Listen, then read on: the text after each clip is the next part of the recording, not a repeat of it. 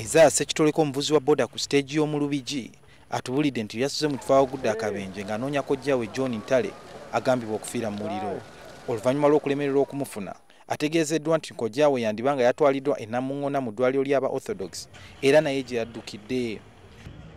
Bwe tusangidde Sekitoleko gubadde mulundi gwe gwa kusatu okujja wano ng'agezaako okumanya amayitire ga kojjaawe.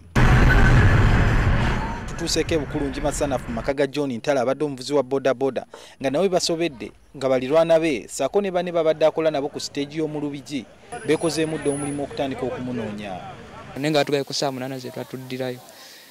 Tuvuddeyo n'enkomako ewaka eno okutegeeza banneiba kiki kye tukola ki kitulabye. Genza okutuukawo nga ne mukyala we naye akoze eki ate naye asitusa akoze eki. Naye asitusa agenda akole ki naye akole omulimu gwe gumu gwe mbaddeko okumunoonyaako.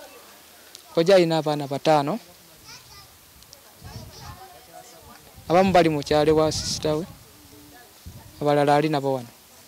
Ye ssentebe w'abavuzi ba bodaboda mu kitundu ky'e Nansana annyonnyola ebyabaddewo. Sebbwa nnyo mu Lubijaawo kumpi n'ekimotoka we kyakoze eki ekyagwiridde nga mwabo mwe muli Alex Ntale n'omulala omu Ashraf. Then era balinako n'abalala bali bubi.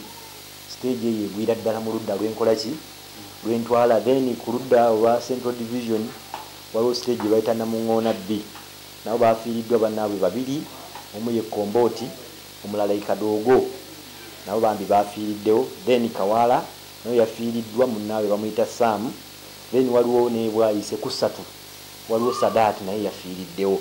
Ku makya ga leero abantu okuva mu bitundu ebyenjawulo bakeddeko ebiwa mu kifo kino akabenje we kaagudde nga bagezaako okunoonya emirambo gy'abantu baabwe mu myala.